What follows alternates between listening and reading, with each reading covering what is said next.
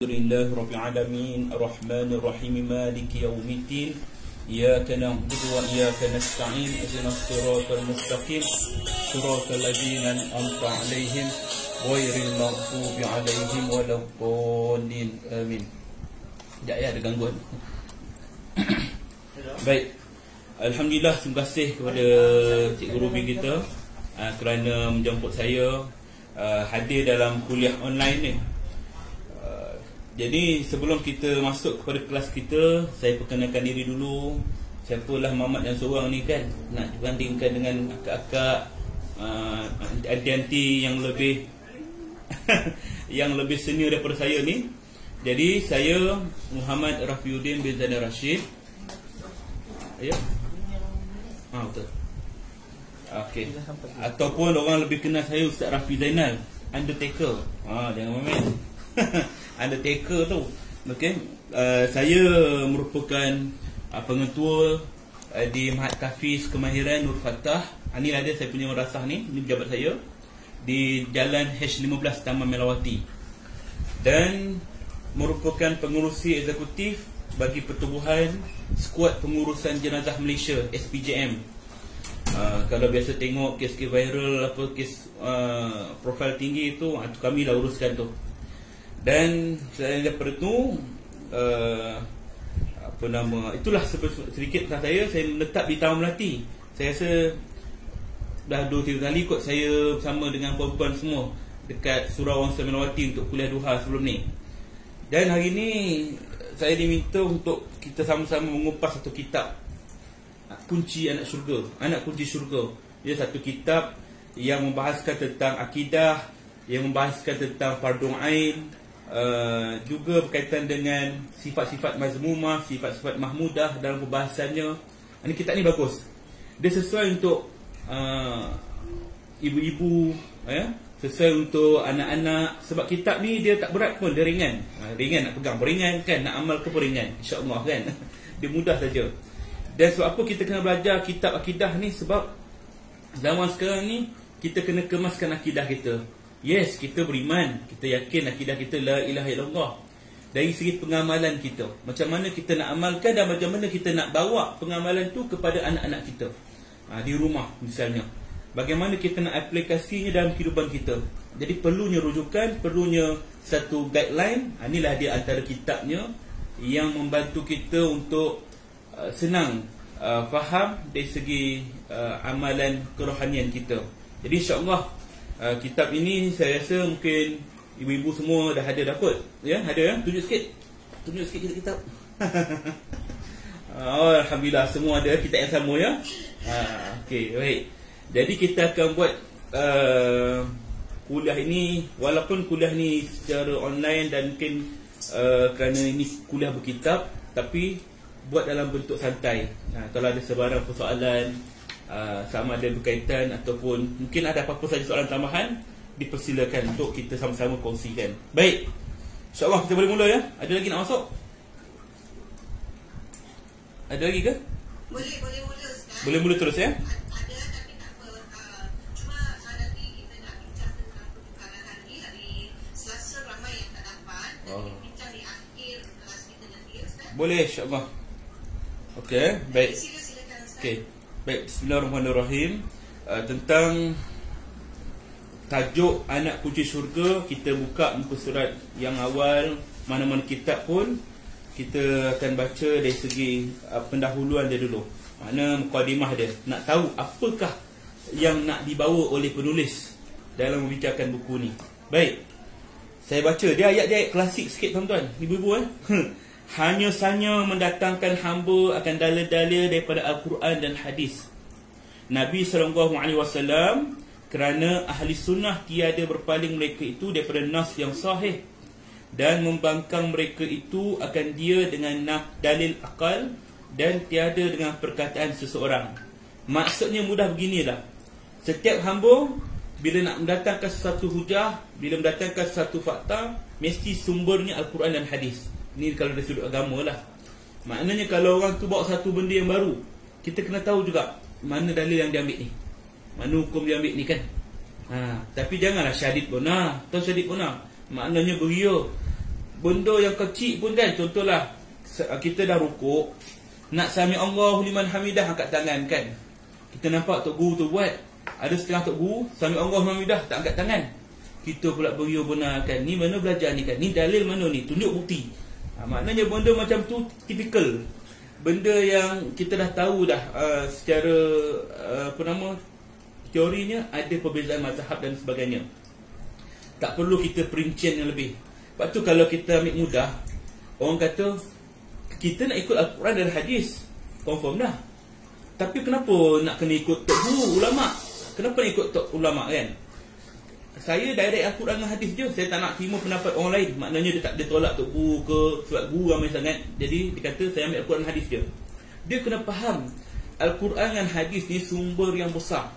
Sumber pertama Al-Quran, kedua hadis sunnah. Kita ambil mudah lah kan.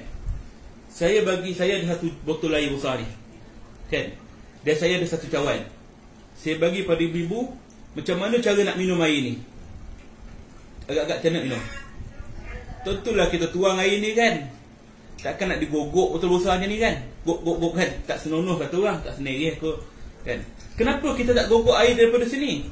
Kenapa guna cawan? Sebab cawan ni memudahkan kita. Bismillahirrahmanirrahim. Contoh maknanya memudahkan kita.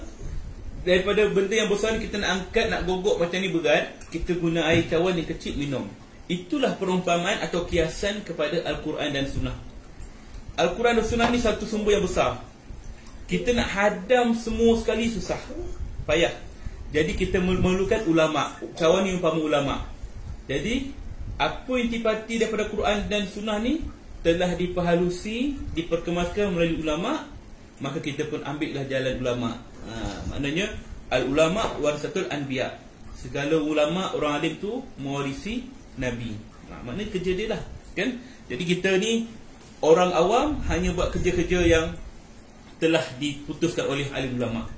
Macam contoh ni lah kes COVID ni kan, COVID-19 ni, orang kata solat jarak-jarak kan, kena jarak 1 meter, kena pakai face mask. Kan benda ni lain daripada kita. Jadi kalau kita terus pada Al-Quran dan hadis tak jumpa, cuba cari dalil mana dia semayang jarak kan, takkan jumpa kan. Jadi kita perlukan ulama untuk terangkan, sebab ulama dah mengkaji dah. Maka dia tahulah sunnah-sunnahnya. Dia bukan Al-Quran hadis dia ada usul fiqh dia ada bermacam-macam kaedah kawaid fiqh dan sebagainya. Maka keluarlah sumber hukum. Itu kena faham jalan dia tu kan. Maka hanya mendatangkan hamba akan dalil daripada Al-Quran dan hadis Nabi SAW, kerana ahli sunnah tidak berpaling mereka daripada nas yang sahih. Kalau kita mengaku kita ahli sunnah, ahli yang mengikut jalan Rasulullah, maka tidak akan berpaling daripada nas yang sahih. Dan membangkang mereka itu akan dia dengan dalil akal. Maknanya benda yang logik. Kalau contohlah kan, orang kata logik lah kan, kau nak semayang buat apa? Contoh lah, kalau ibu-ibu lah, jumpa orang yang tiba-tiba cakap Allah tu maha kaya, Allah tu maha besar, maha agung. Apa ruginya Allah kalau kita ni tak solat? Kalau kita fikir logik, betul juga kan? Apa ruginya Allah kalau kita tak solat? Tak rugi apa-apa pun Allah. Jadi untuk apa kita solat? Cukup jadi hamba Allah, tapi tidak perlu solat pun tak apa. Ada orang penangan macam ni, sebab dia hujah bahawa Allah tak rugi pun kan, dari segi pemikiran dia. Maka kalau kita fikir dari segi logik macam tu, logik juga, maka benda ini yang perlu kita tinggalkan. Kerana Islam, nak mengamalkan Islam bukan daripada logik akal, tapi bersumberkan wahyu. Kenapa kena solat? Bukan kerana kita nak, kerana solat itu Allah lebih besar, tidak. Kerana solat itu Allah lebih kuat, tidak. Tidak sama sekali. Tapi kerana solat ini menandakan kita dihamba kepada Allah Ta'ala. Maknanya dalil apa? Al-Quran dan hadis. Maka segala hujah-hujah yang logik akal, pandangan-pandangan puak-puak yang mengatakan ini tak logik lah, apa semualah, tinggalkan. Kita pegang Al-Quran dan hadis berdasarkan kefahaman ulama. Baik. Wa ma kana lil mu'minin wala mu'minatin idza qadallahu wa rasuluhu amran ay yakuna lahumul khiyaratu min amrihim. Okay, baik. Dan tidak ada bagi orang yang beriman, yang lelaki dan yang perempuan, apabila menghukum oleh Allah Ta'ala dan Rasulnya, bahawa ada bagi mereka itu memilih daripada pekerjaan. Ni ayat di dalam ni, macam mana nak faham ni kan? Tidak ada bagi orang yang beriman dan lelaki perempuan apabila menghukum oleh Allah Ta'ala dan Rasulnya, bahawa ada bagi mereka itu memilih daripada pekerjaan. Maknanya, kalaulah kita ni mengaku kita ni orang beriman, orang lelaki kaum perempuan yang beriman, kalau Allah dah tetapkan satu hukum, maka tidak boleh kita pilih daripada apa yang kita ikut suka kita. Kerjaan kita ikut suka lah, aku nak ambil lain lah. Sebab tu dah hukum dah. Contohnya, kita dah disyariatkan solat 5 waktu, subuh sampai isyak. Kalau kita tengok satu puak Syiah, dia solat 3 waktu saja, kan? Kenapa? Bagi dia solat tu cukup pagi dan juga petang. Ada juga kata pagi, petang dan malam, 3 kali cukup. Pandangan dia. Tapi kita ada hukum yang telah ditetapkan, solat umatmu 5 waktu. Tapi bagi mereka kata 3 waktu cukup, pagi, petang, malam. Ataupun contoh puak-puak Syiah ni, dia menghalalkan nikah mut'ah, nikah yang kontrak tu, kan? Kita ni ada hukum yang membenarkan sistem poligami, boleh kahwin 2, 3 atau 4 sekiranya mampu berlaku adil. Maka itu sudut hukum Quran. Tapi bila mana dibawa oleh perkataan oleh golongan Syiah, misalnya boleh kahwin kontrak, kita nak pergi mana? Contoh, saya nak pergi ke Kelantan, seminggu kursus kat sana, rumah saya tinggal. Pergi Kelantan, jumpa orang sana, nikah sana, seminggu je, lepas tu cerai, lepas tu balik sini. Maka dalam Islam tidak benarkan dalam hal itu.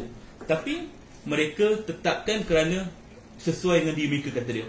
Maknanya kita nak fahamkan bahawa bila mereka tidak berpandukan hukum Al-Quran dan Sunnah, mereka fikir logik akal sesuai dengan apa yang mereka boleh bawa, maka ini silap, bukan Islam. Dan kerana tidak ada jalan yang lebih baik dan yang lebih mudah pada mengenal Allah Ta'ala daripada jalan Rasulnya, yang tiada bertutur ia daripada hawa nafsu, tiada ada barang yang mendatangkan ia akan dia melainkan wahyu yang diberitahu kepadanya, dan tidak menolak akan segala hadis Nabi SAW, melainkan Al-Jahmiyah. Ini puak-puak yang menolak, ya? Al-Mu'atilah, Al-Mu'tazilah, Al-Rafidah, yang berkata mereka itu, siapa gelaran-gelaran ni ibu boleh tengok kat bawah tu ada sumber rujukan, kan? Nota kaki tu berkenal siapa mereka. Yang mana mereka berkata dalil-dalil nakliyah tiada memberi faedah akan yakin. Nakliyah ni apa? Dalil nakliyah ni dalil yang bersumberkan Al-Quran dan Wahyu lah, hadis, ya? Maka dikata tak ada faedah. Maka menuntut mereka itu atas segala hati manusia akan pintu mengenai Allah Ta'ala dan sifatnya dengan jalan dan petunjuk Rasulullah SAW. Bila mereka menolak Al-Quran, mereka menolak sunnah Nabi, maka tertutuplah pintu hati dia untuk menerima kebenaran. Maknanya, first, cara kita nak menerima hidayah Allah, kita kena percaya pada Al-Quran, beriman pada Al-Quran dan juga sunnah. Baik, ada tanya ke? Baik. Dan memalingkan mereka itu akan manusia kepada barang yang menamakan mereka itu akan dia dengan segala hujah yang bangsa akal dan segala dalil yang bangsa yakin. Dan tidak ada ia atas yang tahqiq melainkan aluan-aluan. Kasarabin baqi'atin yahsabuhu zamnu ma'an hatta idza ja'adhu lam yajidhu syai'a. Seperti aluan-aluan di tengah padang, pancaran matahari dilihat di tengah padang pada tengah hari seperti air yang deras, yang menyangka akan dia oleh yang dahaga akan air, hingga apabila datang ia akan dia, niscaya tidak mendapat ia akan dia akan satu. Faham tak? Pembodoh cakap ni kan, osah klasik, payah nak faham ni.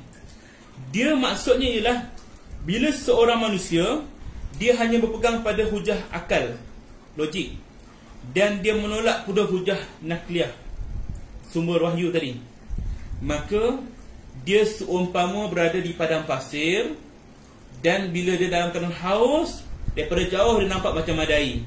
Nampak tak? Fata Morgana nama dia, kan? Fata Morgana ni apa? Nampak macam kita daripada jauh nampak air. Kita lari-lari, mana ada air? Tak ada air pun. Rupanya haba tu, kan? Kan biasa kat padang pasir, kalau kita tengah-tengah panas, nampak kat jauh nampak macam ada air. Rupanya tak ada air. Pergi sana, tak ada pun air.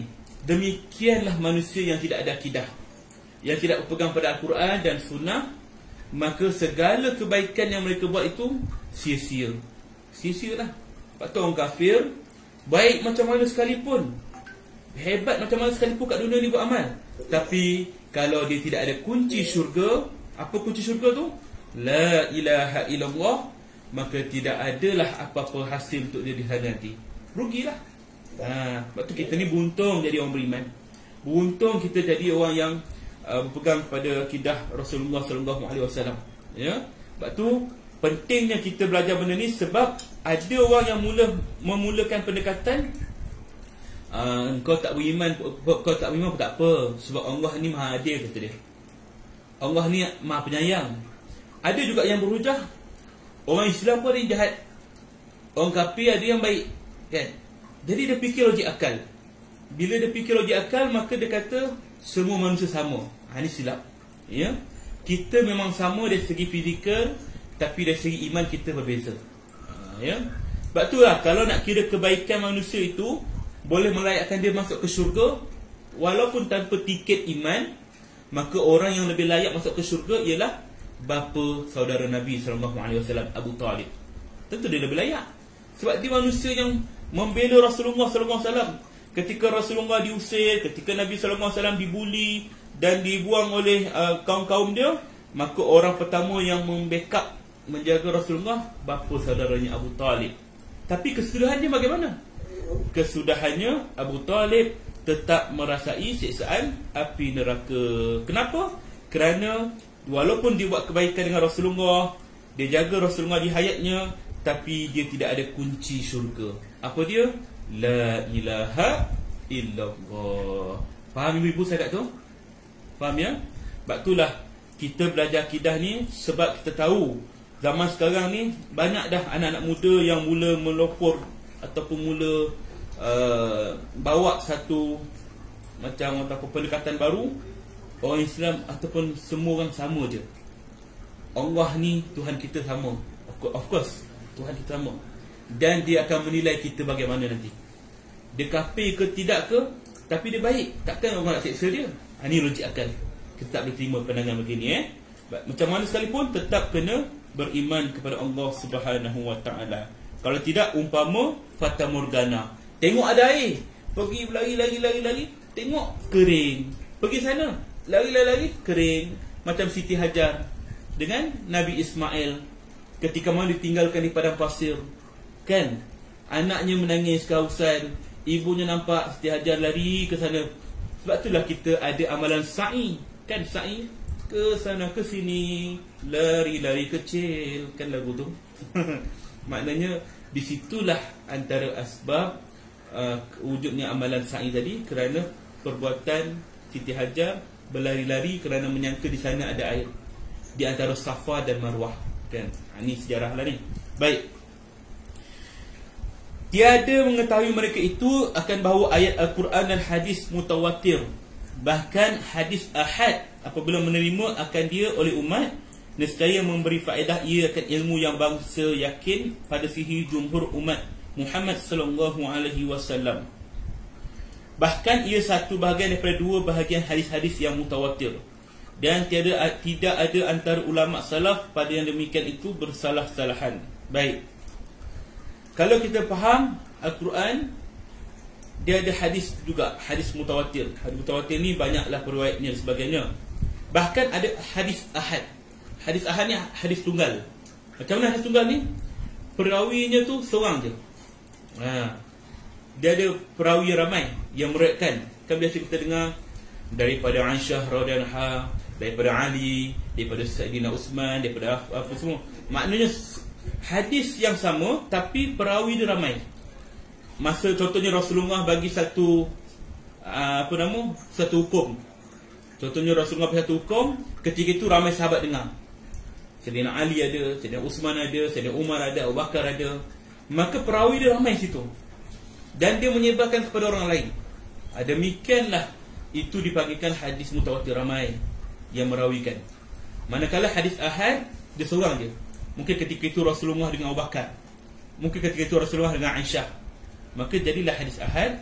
Namun hadis ahad ni tunggal ni, walaupun dia tunggal, bila dia sampai daripada orang yang sahih, yang rajih, maknanya orang yang memang selayaknya daripada mulut para sahabat, maka ia adalah hadis-hadis yang sahih, yang boleh diamalkan. Dan perawi yang kemudiannya yang meriwayatkan itu, ulama salaf, kita tengok pada siapa yang menyampaikannya. Sebab tu kalau hadis ni, dia tengok pada perawi. Satu hadis, ada hadis dhaif, hadis-hadis maudhu', palsu, ada hadis yang dhaif, lemah kan. Macam mana dia kira tingkatan-tingkatan hadis ni? Kerana siapa yang merawikan tadi. Orang salaf ni apa? Orang terdahulu, zaman para sahabat, para tabi'in tu, orang yang tidak akan buat kesalahan. Maknanya kesalahan tu ialah dia orang tertib. Dari segi pengamalan, dari segi menyampaikan, dia amanah. Tapi orang kemudian ni yang menyebabkan hadis tu bertukar menjadi hadis dhaif, ataupun hadis lemah, ataupun hadis palsu. Ini kerana yang salah tak masalah, yang kemudian-kemudian ni. Faham ya? Ni nak cerita tentang sumber hukum dulu. Baik. Berkata Sahawi, fa innahu ma salima fi dinihi illa man sallama lillahi azza wa jal wa li rasulihi sallallahu alaihi wasallam, maka bahawasanya tidak ada sejahtera pada agama melainkan mereka yang menerima bagi Allah azza wa jalla dan bagi rasulnya. Maknanya menerima ia akan segala makna Al-Quran dan hadis. Tidak ada jalan lain nak masuk syurga melainkan dengan jalan Allah, Rasul.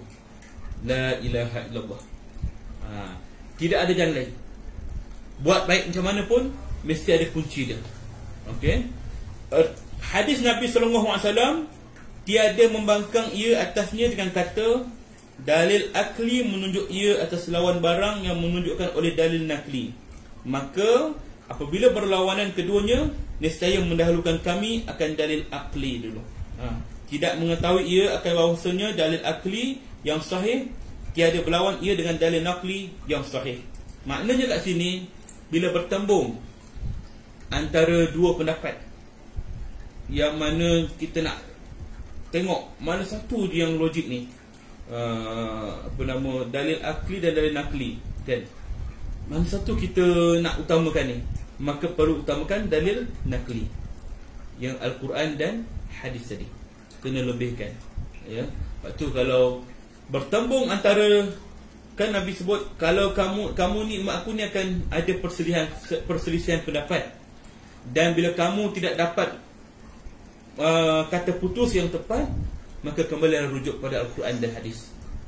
Balik rujuk balik kan. Sebab itulah Al-Quran dan hadis dia adalah manual kita. Kita beli TV, kita beli laptop, kita beli kipas, barang elektrik, ada manual dia, cara guna, macam mana nak on TV ni, tekan ni. Tapi bila kita ni dijadikan oleh Allah Ta'ala, kita tak nak guna manual kita. Apa dia? Al-Quran. Itulah manual kita ya. Dia bukan sekadar bacaan, tapi pengamalan. Ramai orang hari ni pandai baca, tapi sayangnya pengamalannya tidak ada ya. Baik, saya bagi contoh satu. Ni kiasan. Ada satu pondok tu, Tok Guru, dia mengajar akidah la ilaha illallah. Setiap hari memang itulah yang dia akan ajar pada anak murid dia. La ilaha illallah, la ilaha illallah, la ilaha illallah. Dan satu hari Tok Guru ni dihadiahkan oleh anak murid dia seekor burung kakak tua. Burung kakak tua tu dibela dan diletakkan di tepi madrasah dia. Dan setiap kali dia sebut la ilaha illallah, burung tadi pun dapat ikut kalimah tu, la ilaha illallah. Burung kakak tua boleh ikut cakap tu, la ilaha illallah, la ilaha illallah, diikutkan. Maka semua orang suka dia dapat sebut macam tu. Satu hari Tok Guru tu menangis teresak-esak. Maka ketika itu anak murid dia kata, kenapa Tok Guru menangis? Dia kata, burung yang kamu bagi kat aku tu telah dimakan oleh anjing. Anjing dia datang, tangkap dia, makan. Lepas tu menangislah. Kerana itu ke Tok Guru menangis? Kalau Tok Guru nak, kami boleh hadiah lagi burung yang lagi cantik, yang lagi hebat kan. Lepas tu Tok Guru kata apa? Aku menangis bukan sebab kehilangan burung tu, Aku tak kisah kalian boleh bagi yang lain. Tapi aku menangis sebab ketika mana dia dikejar oleh anjing, ketika mana dia nak dimakan, nak dibunuh oleh anjing tu, burung tu dia tak sebut lagi kalimah la ilaha illallah, melainkan bunyi diri, bunyi burung lah, tak sebut la ilaha illallah pun. Aku menangis sebab apa? Kerana burung itu dia menyebut la ilaha illallah hanya di lidah, tapi bukan daripada hatinya. Dia tak faham kan? Dan ketika dia mati pun dia tak dapat cakap kalimah tu kan? Kerana dia tak faham. Aku bimbang, aku yang bawa kalimah la ilaha illallah yang aku ajar kepada korang setiap hari ni, aku takut di hujung usia aku tak boleh bawa kalimah tu keluar daripada mulut aku. Sebab itulah kalimah itu bukan hanya di bibir, tapi melalui ikat dalam hati, keyakinan kita dalam hati, la ilaha illallah. Sebab tu kalau orang nak meninggal dunia, antara sunnah yang boleh kita ajarkan ialah kalimah la ilaha illallah. Kenapa kalimah la ilaha illallah? Man akhiru kalamuhu la ilaha illallah dakhalal jannah. Barang siapa akhir kalamnya dapat ucap kalimah la ilaha illallah, maka masuklah dia ke dalam syurga Allah Subhanahu wa ta'ala. Namun kat situ kita hanya mampu membimbing saja. Membimbing tu ialah duduk kat tepi orang sedang nazak, la ilaha illallah. Yang dapat menjawab ini, orang yang sedang nazak ni, ialah atas keizinan Allah Subhanahu wa ta'ala. Bergantung bagaimana amalan dia ketika hidup. Kalau hidup dia pun tidak pernah mengamalkan kalimah la ilaha illallah, maka jangan haraplah dia dapat mengucap kalimah la ilaha illallah ketika mana dia hendak meninggal dunia. Wa iyyazubillah min zalim. Ya. Sebab tu Allah sebut, yusabbitullahu allazina amanu biqauli sabit fil hayatid dunya wa fil akhirah. Allah Ta'ala akan meneguhkan kepada orang-orang beriman ucapan kalimah yang teguh. Apa dia? La ilaha illallah, di dunia dan di akhirat.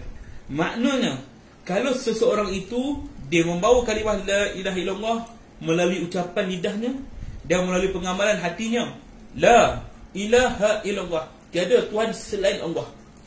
Dia mengutamakan Allah dalam segala perihal kerjanya. Dia mengutamakan Allah dalam segala kehidupan dia.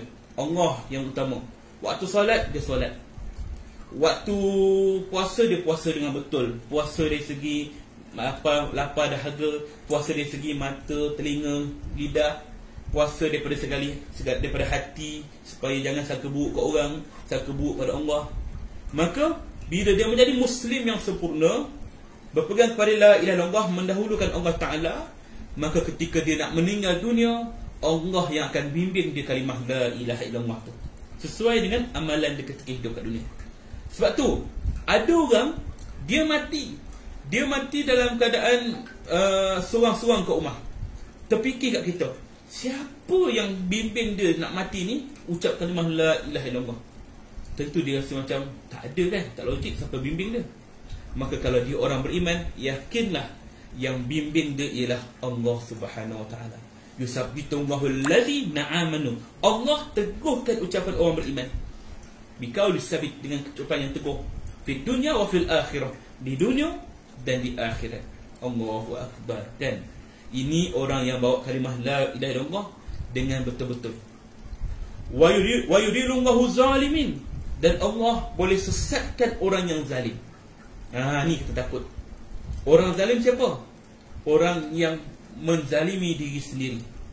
Bagaimana cara dia menzalimi diri sendiri? Iaitu dengan perbuatan dosa dan maksiat.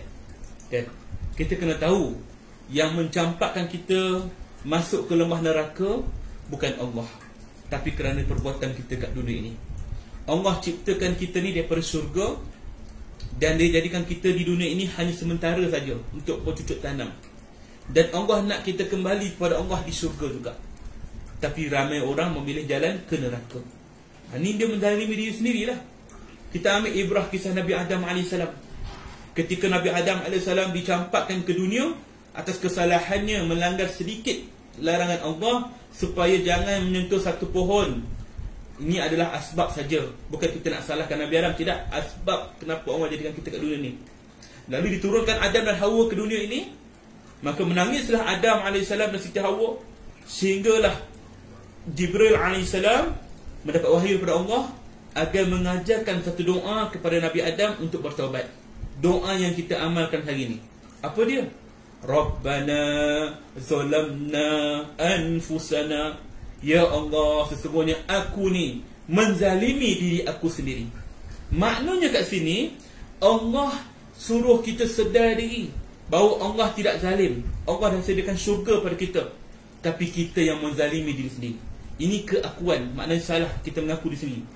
Ya Allah, aku telah menzalimi diri sendiri. Wa in lam taghfir lana, jika engkau tak ampunkan kami ya Allah, kau tak ampunkan aku ya Allah, wa tarhamna, dan tidak kesian pada aku ya Allah. Kita berdouble. Wa tarhamna, dan kau tidak kesian pada kami ya Allah, lanakunana minal khasirin, termasuklah aku dalam golongan orang-orang yang rugi. Allahu Akbar. Ini satu ayat doa yang Allah suruh sedar bahawa Allah tidak zalim pada kita. Dia yang mendatangkan kita rahmatnya.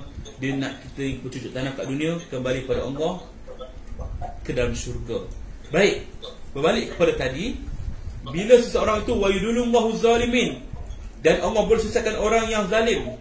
Bila orang zalim ini ketika mana dia nak mati, kalaulah semua orang kat keliling dia nak ajar kalimah la ilaha illallah, tapi sesungguhnya hidup dia kat dunia ini dia tidak pernah beramal dengan kalimah la ilaha illallah, ataupun pengamalannya itu tidak sempurna sebagai orang Islam, maka ketika mana dia nak mati, Allah keluarkan lidah dia. Allahu Akbar. Allah keluarkan lidah dia. Sebagaimana kakak tua tadi, dia boleh cakap la ilaha illallah ketika hidup, tapi bila dia nak mati, dia tak boleh cakap la ilaha illallah, kerana di dalam hatinya tidak bawa kalimah la ilaha illallah tadi. Wa yaf'alullahu ma yasha. Allah berkuasa atas segala sesuatu. Ni ada soal diable lah. Clear kan? Boleh clear? Suara saya jelas ya semua? Okey, baik.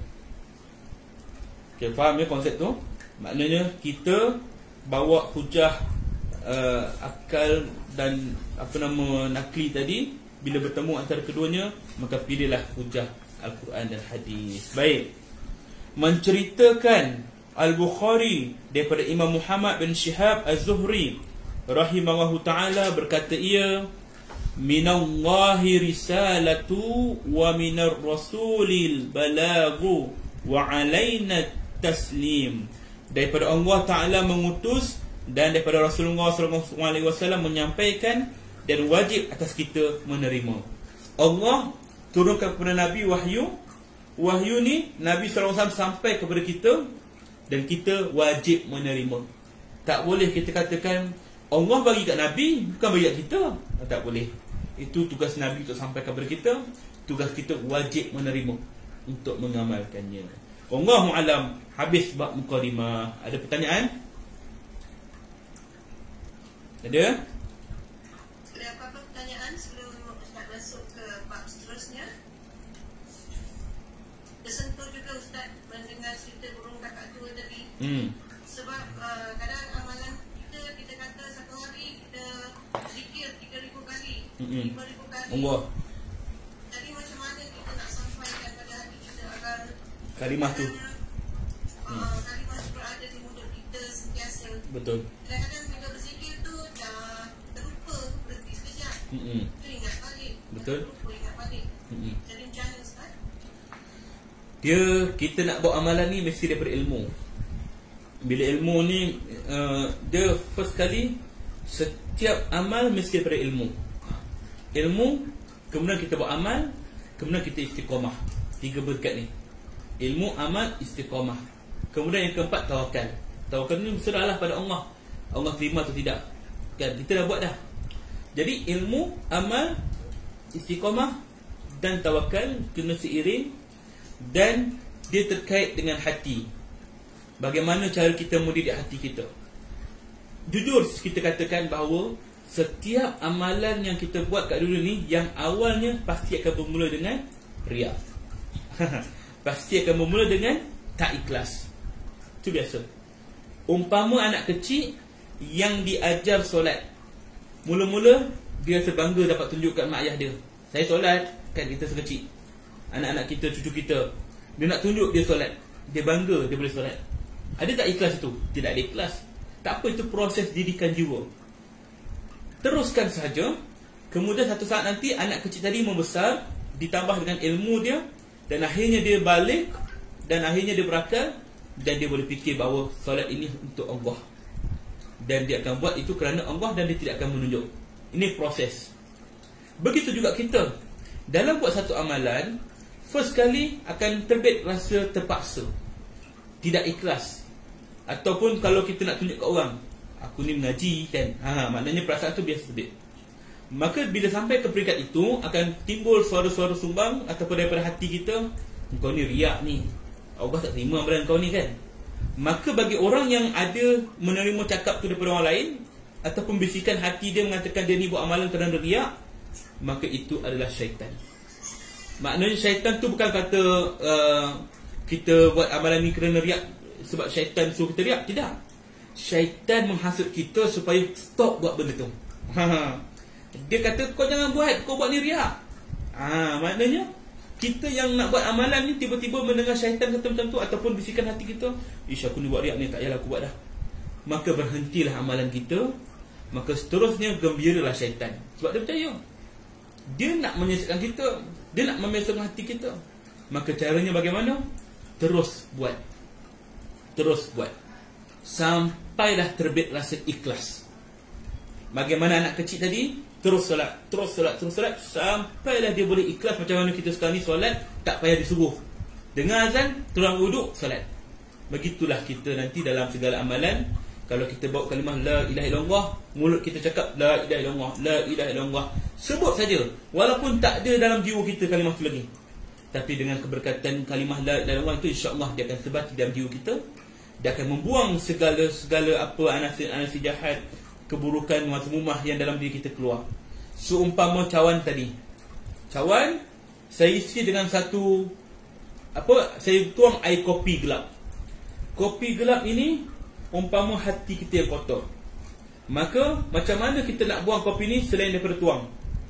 Ialah dengan cara kita ambil air putih lain, tuang atas cawan ini, dan automatik air ni akan keluar, air kopi ni akan keluar, dia akan melimpah keluar, melimpah keluar, melimpah keluar. Maka kopi yang gelap tadi akan bertukar warna jadi putih, cerah, cerah, cerah, dan akhirnya akan kembali putih macam ini. Itulah umpama hati kita. Mula-mula kita takkan nampak, takkan rasa perasaan ikhlas tu.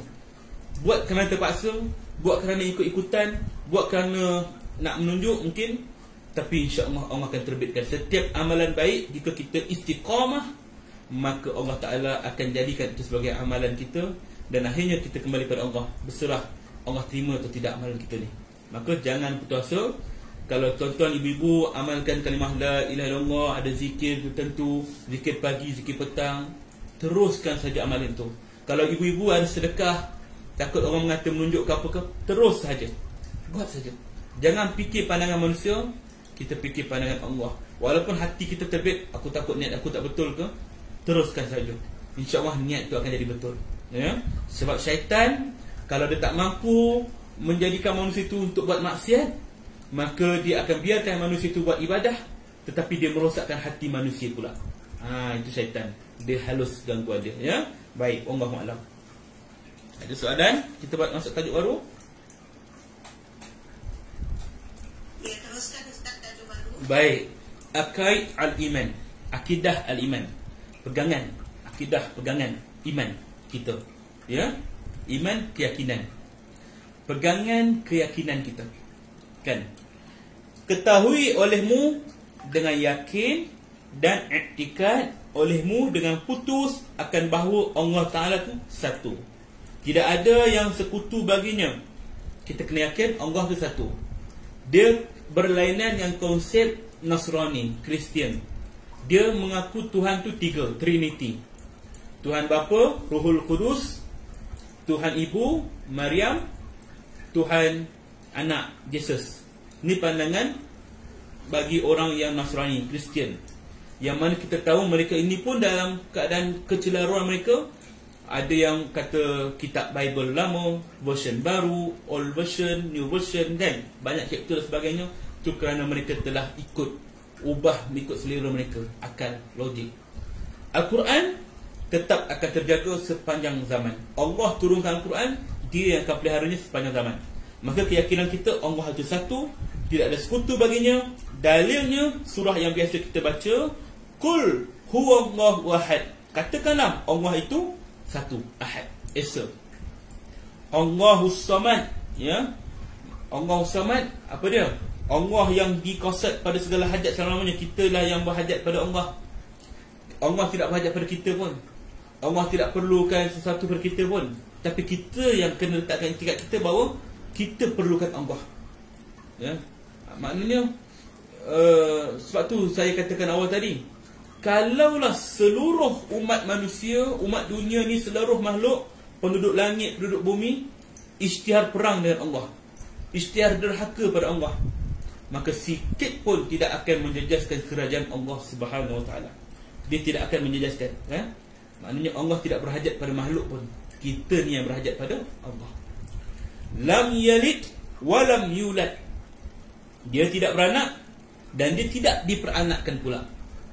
Kalaulah Allah itu beranak, ataupun kalaulah Allah itu diperanakkan, maknanya Allah tu ada ibu dan ayah dia, maka dia tidak layak menjadi Allah. Ini bahasa dia lah, tidak layak menjadi Tuhan kalau dia beranak dan tidak diperanakkan. Macam mana fahaman Nasrani tadi, dia ada Tuhan bapa, Tuhan anak, Tuhan ibu, kan. Kalaulah begitu, maka tidak layak jadi Tuhan. Kerana Tuhan ni satu yang kebal, yang kekal, yang ada sebelum ada, dan dia tidak akan ada penghujungnya. Maknanya kalaulah Al-Quran, kalaulah Allah itu ada Tuhan bapa, Tuhan mak, Tuhan anak, maka kita fikir secara logik. Kalau masa tu Tuhan bapa berkuasa, maka Tuhan anak ni buat apa? Menganggur. Takkanlah Tuhan tu menganggur, takkan nak buat kerja lain. Apa kerja Tuhan anak? Maka logik dia tak ada kat situ. Dan katakanlah Tuhan bapa ni dah pencen bersara, Tuhan anak jadi Tuhan, maka Tuhan bapa ni dah buat apa lepas menganggur? Kan tak nak menganggur, kan? Maka kita jangan fikir logik akal bahawa Tuhan itu beranak dan tidak dan dia diperanakkan pula. Kerana kalaulah begitu sifatnya sama macam manusia, maka tidak layak baginya menjadi Tuhan. Maka keyakinan kita bahawa Allah itu tunggal, satu, tidak beranak dan tidak diperanakkan. Ini akidah kita. Kita pegang situ saja, ya. Walam yakul lahu kufuwan ahad. Dan tidak ada sekutu apa pun baginya. Tidak ada sesuatu apa pun yang sama bagi Allah Ta'ala. Tidak ada sekutu. Maknanya tidak ada sekutu, tidak ada persaingan. Macam ibu-ibu, kalau ada contoh lah kan, contoh ada yang bermadu contohnya kan, dia ada madu kan, suami dia kahwin 2-3, maka dia ada sekutu. Sekutu ni apa? Persaingan, nak tunjuk siapa lebih baik. Ataupun kalau di tempat kerja kita ada kerja yang jawatan kita sama, pegawai biasa kat bawah, maka ada persaingan untuk naik ke lebih atas, nak menunjuk kita lebih baik. Tapi Allah tidak ada saingan, tidak ada sekutu, tidak ada yang sama bagi Allah. Dialah satu-satunya yang ada, ya. Baik, kerana firman-Nya laisa kamislihi syai'un wa huwas samiul basir. Tidak ada sesuatu umpama Allah, dan dia juga yang sangat mendengar lagi sangat melihat. Surah An-Syura ayat 11, ya. Tak ada satu pun yang sama dengan Allah. Dan bahawa Allah Ta'ala itu Tuhan yang sedia. Sedia ni apa? Tidak ada permulaan baginya. Jangan kita melangkaui zat Allah.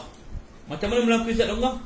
Kadang-kadang orang belajar akidah ni, dia terlampau memikir siapa yang ciptakan Allah, macam mana Allah tu ada. Jangan fikir takat tu, di luar batas pemikiran kita, dan melangkaui zat Allah. Cukup kita faham Allah tu wujud, Allah tu ada. Bagaimana permulaannya? Tidak ada. Kita fikir logik, macam mana tidak ada? Jadi jangan fikir sampai tahap itu. Cukup kita tahu bahawa Allah itu tidak ada awalnya dan tidak ada akhirnya. Cukup sekadar itu yang kita mampu fikir ikut akal. Sebab tu kadang-kadang orang belajar ilmu makrifat yang terlalu tinggi ni, makrifat ni ilmu nak mengenal Allah terlalu tinggi sehingga dia gila. Terlalu tinggi ya. Awaluddin ma'rifatullah. Awal-awal untuk kita kenal agama ialah kita mengenal Allah. Dan kita nak mengenal Allah ini, jangan sampai kita melangkaui zat Allah. Jangan sampai kita fikir secara logik, macam mana Allah ni muncul, macam mana Allah ni wujud. Jangan. Boleh jadi gila otak ni kan.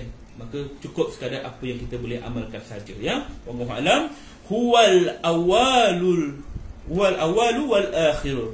Dia jugalah Allah yang terdahulu dan dia juga yang akhir. Tidak ada pengakhirannya. Awal, akhir.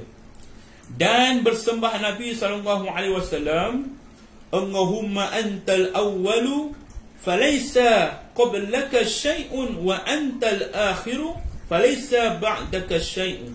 Wahai Allah, Engkau lah Tuhan yang sedia ada, maka tidak ada satu pun dahulu daripada Engkau, dan Engkau juga yang kekal, maka tidak ada satu pun kemudian daripada Engkau. Ini kita kena pegang kepada itu ya. Maknanya akidah kita yakin Allah dia dalam kuasanya, dia dalam ilmunya, dalam kalamnya, dalam zatnya yang asing bagi kita. Kita manusia yang dijadikan, Allah tidak dijadikan. Maka jangan kita samakan kejadian manusia sama seperti kejadian Allah. Tidak, Allah tidak dijadikan ya. Itu akidah yang kita kena pegang.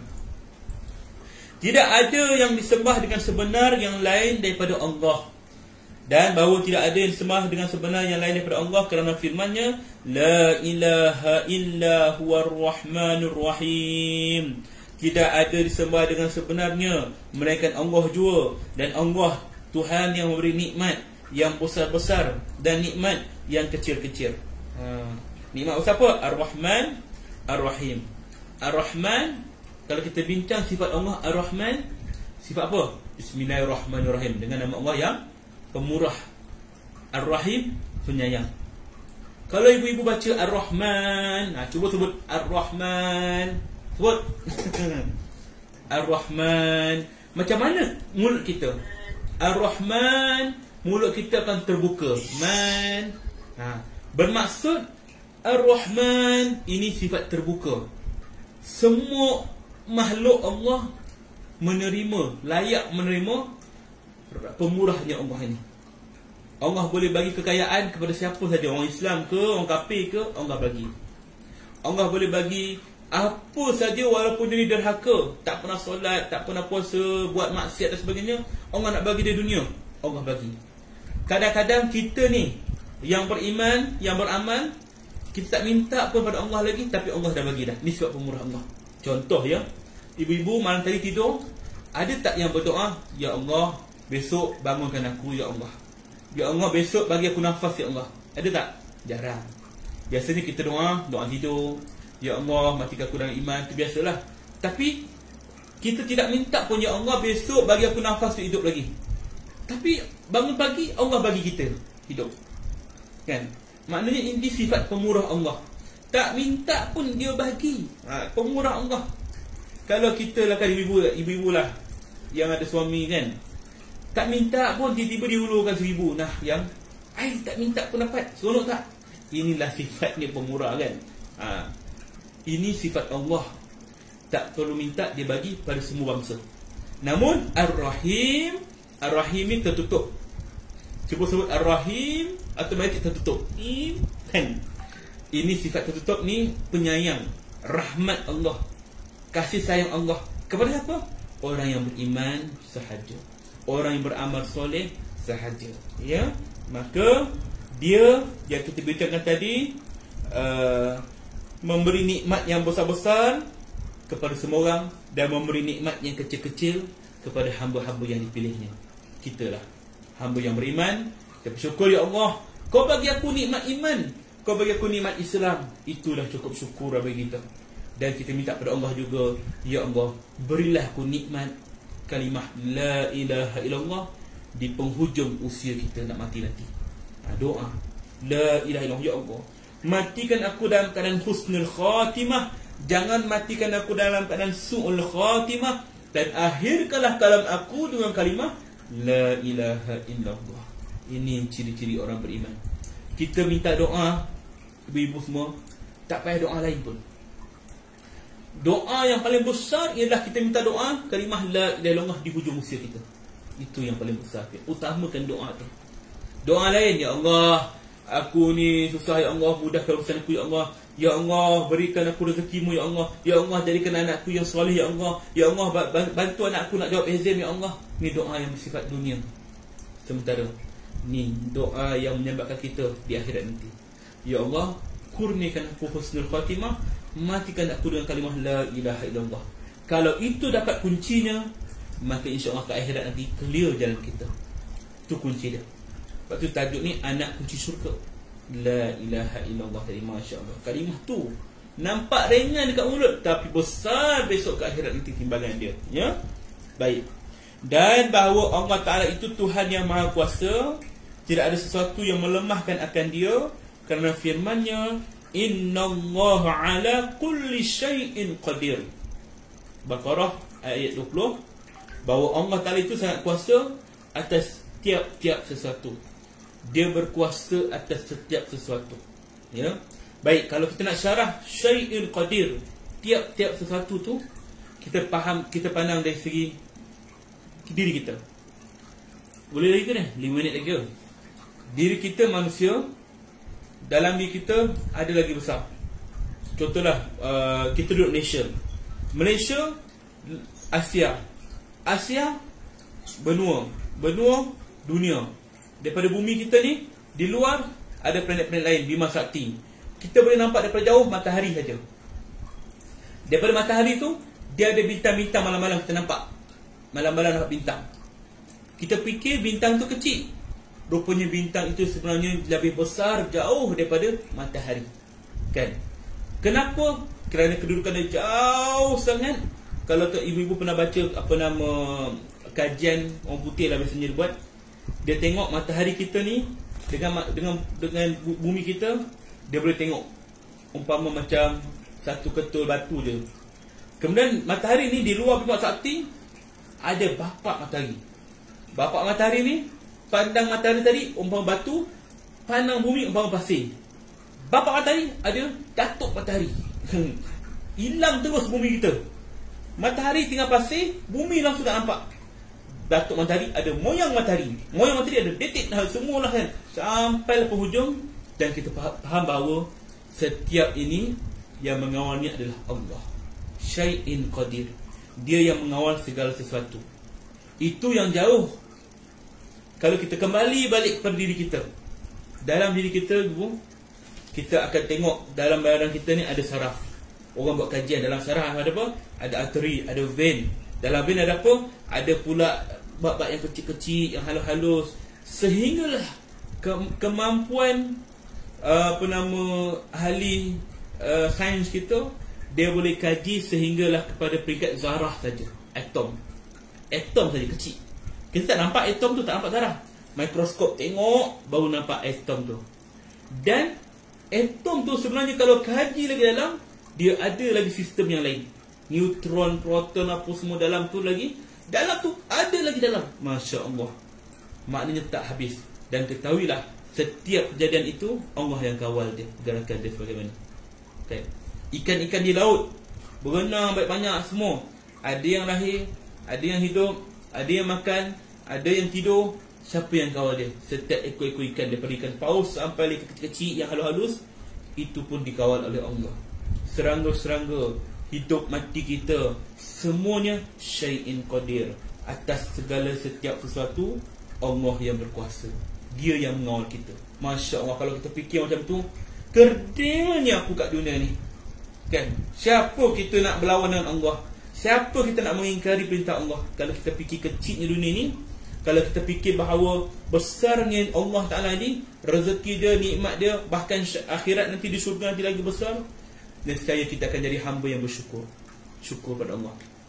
Dan kita tidak akan minta-minta, kita tidak akan ada terbitnya rasa cemburu pada orang lain, kerana terbitnya rasa syukur itu setelah kita melihat bahawa aku ni satu hari nanti semuanya akan ditinggalkan dan kembali pada Allah. Ini sifat manusia, ya. Kita nak didik diri kita supaya bersyukur dan reda dengan segala apa sesuatu. Reda, kan. Kita tak lama hidup, besok kembali pada Allah, habis. Segala musibah yang ada ibu-ibu lalui zaman sekarang ni, contohnya minta maaf, mungkin ada kehilangan anak, mungkin ada kehilangan suami, mungkin ada yang kehilangan harta benda, ada kehilangan kawan, kehilangan pekerjaan. Apa saja ujian yang bagi kita, itulah ujian paling hidup, paling dahsyat dalam hidup kita. Ketahuilah, ujian itu hanyalah sedikit berbanding ujian kita di pada mahsyar nanti, yang jauh lebih dahsyat. Dengan hiruk pikuk manusia, dengan kepanasan, dengan dahaga, dibiarkan 500 tahun lebih, 500 tahun akhirat tu kali dengan 1000 tahun dunia, berapa ribu juta tahun lah, dibiarkan. Ketika itu kita pandang masalah di dunia ini hanya kecil saja, tak banyak pun. Apa saja masalah kat dunia yang paling besar, bila kat akhirat akan jadi kecil saja. Ya Allah, kalaulah aku tahu begini peritnya pada mahsyar, ya Allah, aku rela diri aku kat dunia dipotong-potong, aku rela diri aku ni dipijak-pijak, aku rela diri aku ni disiat-siat, daripada dibiarkan terseksa di padang mahsyar, di neraka dan sebagainya. Allahu Akbar, ya? Ini yang kita faham, ya? Dan firman-Nya, wa ma kana Allahu liyu'jizahu min syai'in fis samawati wala fil ard, ya. Dan tidak ada Allah Taala itu melemahkan akan dia oleh sesuatu di atas segala yang langit, dan tidak ada yang melemahkannya di atas muka bumi. Surah Fatir ayat 44. Maknanya tidak ada yang dapat melawan kekuasaan Allah. Kita ni umpama debu saja, tak heran pun, kan? Lebih kecil, lagi hina daripada debu, kan? Maka janganlah kita berani-berani nak melawan kekuasaan Allah Subhanahu Wa Taala. Kita hidup ini tak lama. Satu hari akhirat bersama dengan 1000 tahun dunia. Nisbah tu kalau kita ambil, umur umat Rasulullah sekitar 60 hingga 70 tahun. Kita katakanlah umur Rasulullah 63 tahun. 63 tahun bahagi dengan 1000 tahun di akhirat nanti, maka dapatlah kita bahagi dengan satu hari akhirat tadi, maka dapatlah kita ketahui bahawa 63 tahun kat dunia ini umpama 1 jam setengah saja di akhirat. 1 jam setengah saja kat akhirat. Umur kita ni baru sejam setengah je kat akhirat. Maka takkanlah nak sia-siakan 1 jam setengah ini untuk terseksa selama-lamanya di akhirat. Maka manfaatkan masa yang ada ni. Allah sayang kita, Dia pilih kita, dan kita perlu bersyukur dan jaga 4 perkara tadi. Kita belajar ilmu, kita amal, kita istiqamah, dan kita tawakal kepada Allah Subhanahu Wa Taala. Wallahu a'lam bissawab. Dan pukul 11, macam mana kata moderator kita?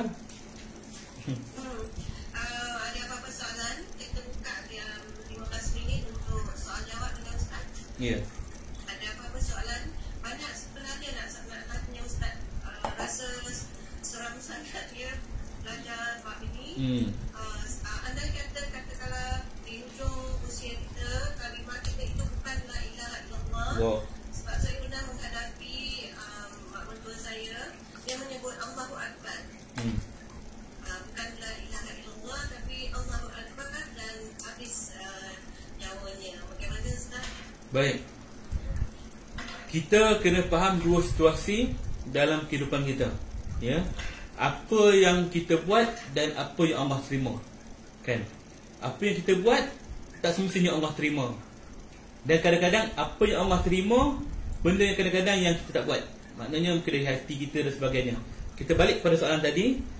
Perumpamaannya macam kalau seorang tu mati dalam keadaan nazak, kita ni disarankan untuk ajar kalimah la ilaha illallah. La ilaha illallah. Maka kita ni hanya disuruh melakukan sesuatu. Soal penerimaan kembali kepada Allah. Bermaksud kat sini ialah, katakanlah kalau seorang tu mati dengan kalimah la ilaha illallah sekalipun, bergantung pada penerimaan Allah ke akhirat nanti, bagaimana Allah terima atau tidak dia.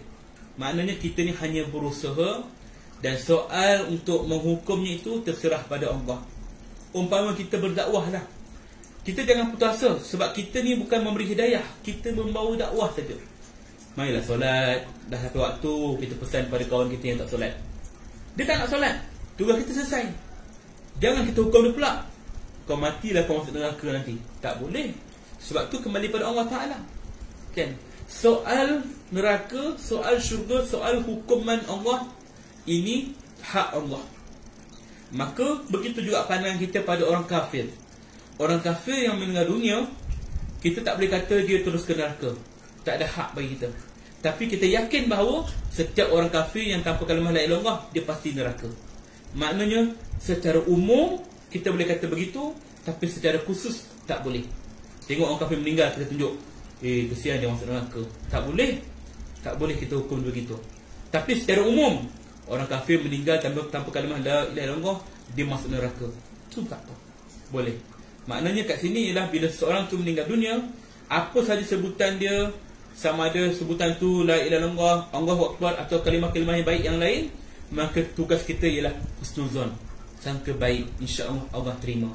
Dan seandainya dia tak sebut kalimah-kalimah baik tu, dia sebut kalimah lain, ataupun tak sebut apa-apa, dia diam, maka kita pun disaran husnuzon juga, sangka baik. Mungkin dia sebut tapi kita tak dengar, settle masalah. Wallahu a'lam. Ya, betul Ustaz. Terima kasih Ustaz. Sama. Sangat menjawab soalan tadi.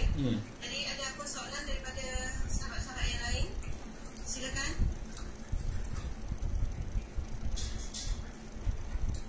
Kita ambil kesempatan ni untuk tanya satu atau dua soalan pada Ustaz. Ada? Baraja Buya? Ustaz? Ada? Okey, sila. Ustaz, kalau macam tu kita kena betul-betul faham tentang 20 sifat Allah tu lah, supaya kita lebih tawaduk. Betul. Baik, sifat Allah kita nanti mungkin kita akan sentuh kat dalam bab ni. Sifat Allah yang kita belajar, Allahu wujud qidam baqa, kan? Sampai akhirnya tu, maka ini adalah untuk tu sifat Allah yang kita wajib ketahui dan kita beramal. Maknanya kita tahu Allah Maha melihat, Allah Maha mendengar. Sebenarnya sifat Allah ni luas, tidak ada batasannya. Tapi kemampuan akal kita hanya setakat 20 tu saja yang telah dibawa oleh alim ulama. Bukanlah kita nak menghadkan, sifat Allah ada 20 je. Tak boleh. Sifat Allah tu luas. Tapi atas kemampuan kita untuk mengenal sifat Allah sekadar 20 ilmu tu saja. Maka belajar itu supaya kita dapat tahu, kenal bahawa kita ni hamba, dia Allah. Lebih mengecilkan diri kita bahawa dialah Allah. Apa-apa pun dia tahu kita buat apa. Dalam kita duduk seorang-seorang dalam bilik, dia Maha melihat. Dalam hati kita berkata-kata tanpa terbit daripada mulut, dia Maha mendengar. Maknanya inilah sifat Allah. Bila mana kita kenal sifat Allah, maka perilaku kita pun kita akan jaga. Walaupun orang tak nampak, kita tetap jaga. Allah nampak. Walaupun orang tak dengar, tapi hati kita sangka baik.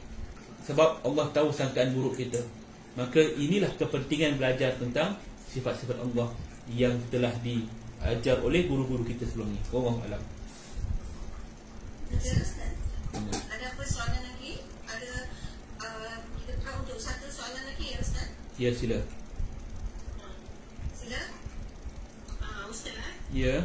Assalamualaikum. Wassalamualaikum.